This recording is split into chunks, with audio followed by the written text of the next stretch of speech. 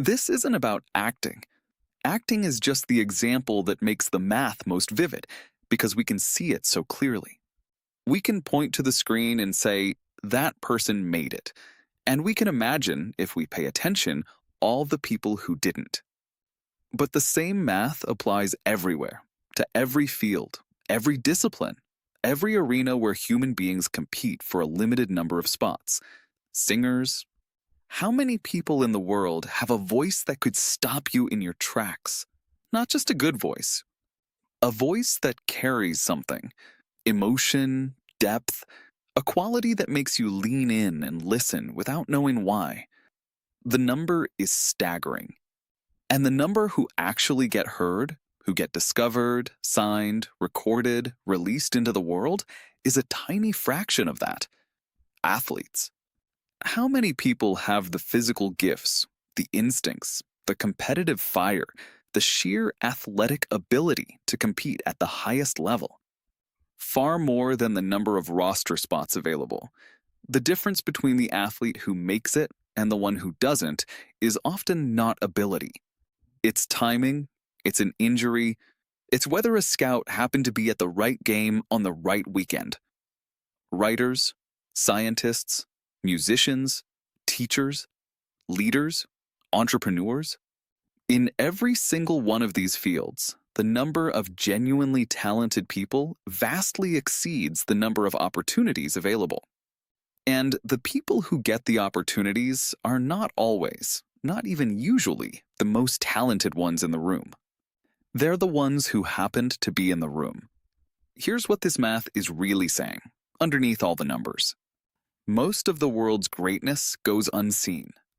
Most of the people who could have changed something could have made art that moved millions, could have built something that mattered, could have performed at a level that left people breathless, never got the chance. Not because they weren't ready, not because they didn't deserve it, but because the world only has room for so many, and the selection process is not a meritocracy. It never was. It's a circumstance process, a proximity process, a timing process, happened to be standing there when the door opened. And the people who didn't get through the door aren't lesser. They aren't less talented, less deserving, or less worthy of the opportunity. They are simply people who were standing somewhere else when it opened. But we don't say that. We don't look at the famous actor on the screen and think, that person is one of 330,000 equally capable people. And they happened to be the one the universe pointed its finger at. Instead, we think they made it because they were the best. They rose to the top because they deserved to be there. Everyone else didn't make it because they weren't quite good enough. That story is comforting. It makes the world feel ordered, fair, predictable. If the best always win, then failure is informative. It tells you something about yourself, something you can fix, something you can improve upon next time. But the story isn't true, not in any consistent, reliable way. The best don't always win. The most talented don't always get seen. The hardest workers don't always get rewarded. And the people who do win, who do get seen, who do get rewarded, aren't always the best.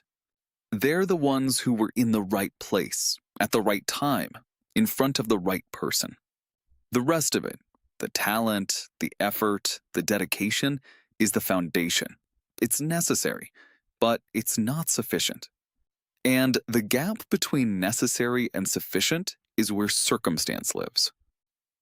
If you want to hear more, please like and subscribe.